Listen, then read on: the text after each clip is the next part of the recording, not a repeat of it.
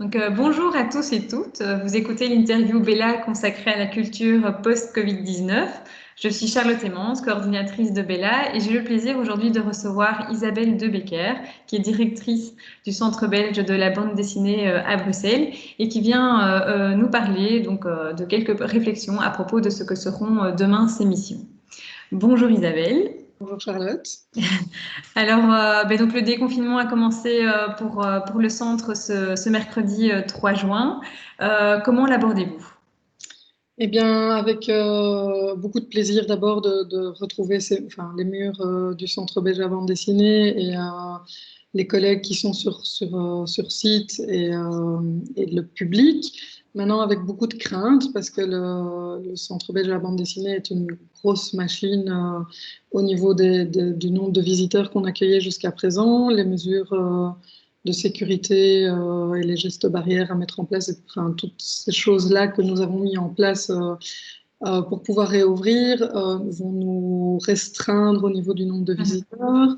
On doit vraiment revoir notre manière de fonctionner. On a dû revoir le parcours aussi qu'on proposait aux visiteurs.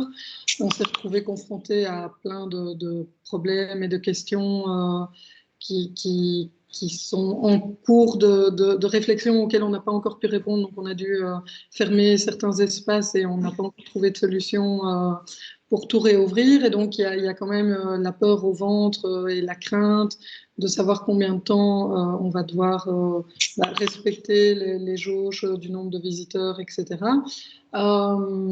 Et puis, avec beaucoup de plaisir, parce qu'il y a pas mal de défis à relever là maintenant pour redonner une. Enfin, donc on a réouvert avec une certaine cohérence Oui. quand même le circuit, mais on aimerait bien en donner encore plus et donc redéfinir tous les objectifs de l'offre qu'on fait aux visiteurs pour rendre ça encore plus cohérent et encore plus compréhensible pour le public qui vient découvrir et pour certains qui viennent pour la première fois découvrir ce qu'est la bande dessinée, en fait. Même dans les posts Facebook et tout qu'on a. Enfin, ce matin, je lisais, il y a quelqu'un qui disait ces photos-là me donnent même envie de découvrir la bande dessinée, même envie d'aller lire des bandes dessinées. Et là, je me suis dit, bon, allez, c'est la première pierre pour cette personne. Maintenant, ce serait tellement gai qu'elle passe ici et qu'avec tout ce qu'elle découvre, bah, elle passe en librairie. Alors qu'elle commence par découvrir peut-être les choses les plus classiques et puis après qu'elle aille plus loin dans la bande dessinée parce que c'est un monde merveilleux à découvrir. Et donc voilà, je trouve que là on touche vraiment le centre d'un de nos objectifs. C'est ça. Et justement, par rapport aux enseignements à tirer de la crise, est-ce que ce passage par le numérique pour attirer le grand public va se poursuivre ou est-ce que c'était une expérience qui était satisfaisante mais qui n'est pas la priorité pour l'instant?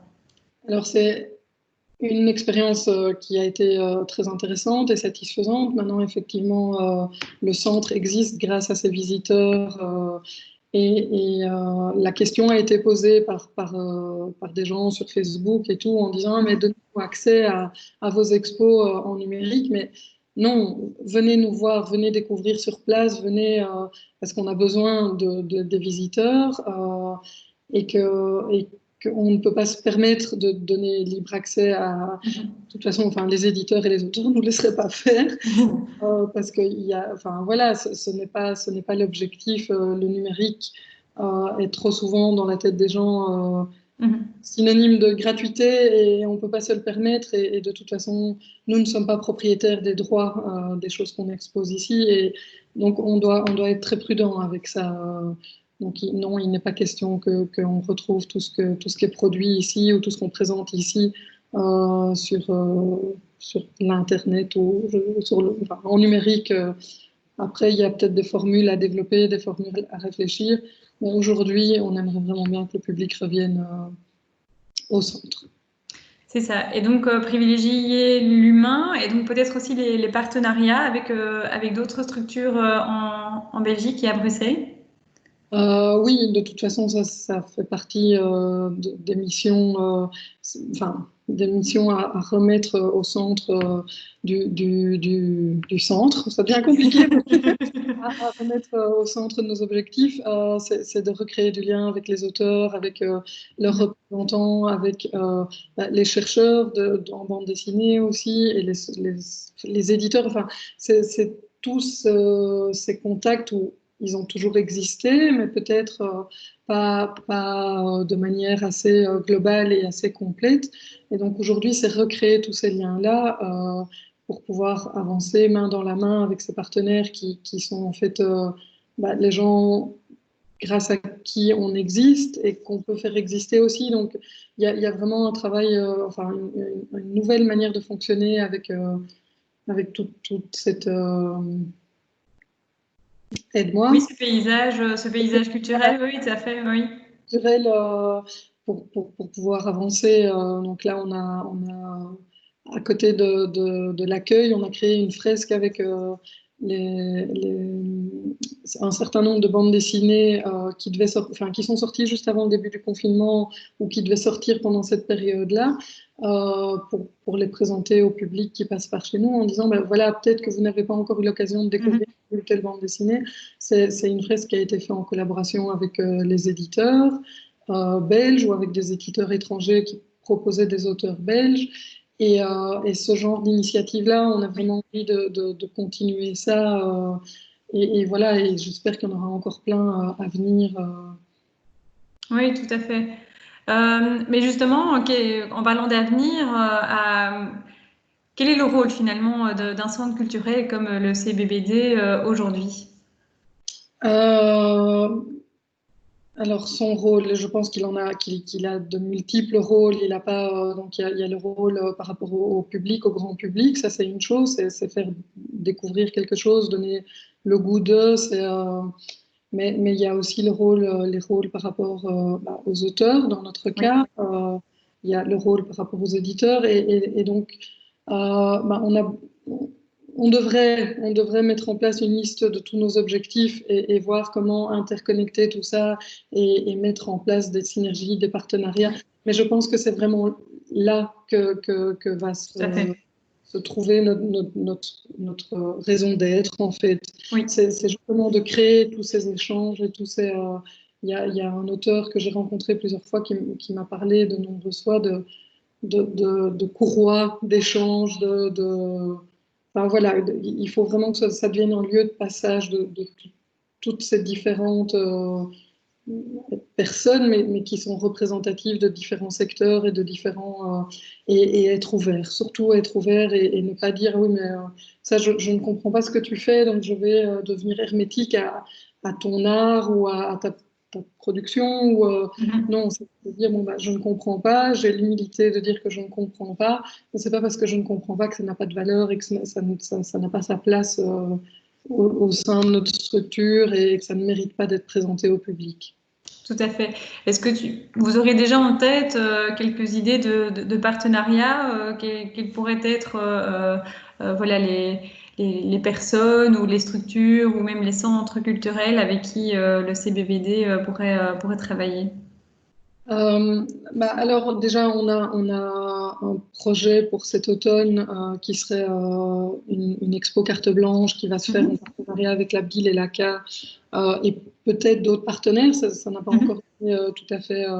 enfin, le partenariat a commencé, mais c'est pas pour ça qu'il est fermé. Bien sûr. Et donc, ce sera un projet ambitieux avec au moins 40 auteurs présentés. Et alors, ce projet d'exposition carte blanche va sans doute être renouvelé plusieurs fois sur l'année. Dans les contours de ce que doit être une exposition carte blanche et comment, ça n'a pas encore été défini. Et ça fait partie des projets qui arrivent suite à la situation de la fermeture du musée, de la perte de revenus, de ce besoin de se réinventer et de revoir comment mettre au centre de nos préoccupations justement les auteurs, les éditeurs, et donc voilà, là, on est en plein dans la problématique de cette crise, c'est qu'on n'aura pas forcément les moyens de continuer à faire autant d'expositions qu'on faisait précédemment, et on doit revoir la formule de ces expositions temporaires.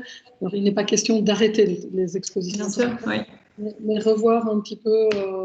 Alors avec ma casquette de manager, c'est vraiment, bah, voilà, qu'est-ce que j'investis dans mes expositions, comment les rendre plus pérennes ou les faire revivre après. Il ne s'agit pas de faire une exposition et puis de la mettre dans une boîte et manger que ce soit fini. C'est beaucoup d'argent créer une exposition. Donc qu'est-ce que j'en fais après? Et tout comme on a notre fabuleuse bibliothèque d'études, enfin BDTech, Oui, avec oui, pas mal de oui. consultations. Oui, mais attention, parce que je me fais régulièrement taper sur les doigts. Donc, c'est bien BDTech et on a une salle d'études. On a beaucoup d'ouvrages qui sont là et en fait, elle est sous-exploitée, cette BDTech, cette salle. Et il y a un travail formidable qui est fait là derrière. Et donc, c'est aussi créer du lien avec le secteur des étudiants, avec les chercheurs, et là, tout est à inventer en fait. Et donc ça, c'est un appel que je fais aux chercheurs en bande dessinée parce qu'on a besoin de vous et j'espère que vous avez besoin de nous, mais on aimerait vraiment bien créer un réseau là, aussi, là autour et toutes les personnes qui font des recherches historiques autour de la bande dessinée et moins historiques sur l'histoire contemporaine de la bande dessinée et tout ça. Enfin, oui, on est avide de collaboration à ce niveau-là. On n'a encore rien mis en place parce qu'on n'a pas encore eu le temps, mais voilà, Bien sûr. toutes ces choses-là doivent se faire. Et pourquoi pas un festival? Et pourquoi pas un festival? Ce serait effectivement une chose avec grand plaisir, d'être partenaire Alors, on est déjà partenaire de la fête de la BD, mais pourquoi pas faire un festival peut-être plus autour des auteurs ou plus de la BD contemporaine ou avec une définition peut-être un peu plus euh, particulière. Voilà, on a juste derrière nous le botanique. Alors, il n'est pas encore au courant, mais ce sera certainement lui qui nous accueillera. Donc voilà, oui, pourquoi pas un festival ou devenir partenaire de festivals déjà existants en prenant plus de place, pas pour dire on est là, mais pour apporter des choses, ce qu'on pourrait apporter, parce qu'on a des gens hyper compétents dans l'équipe qui ont des choses à apporter, tout comme il y a des gens de l'extérieur qui ont certainement plein de choses à nous apporter. Génial, mais un tout grand merci. Voilà beaucoup d'idées qui donnent très envie.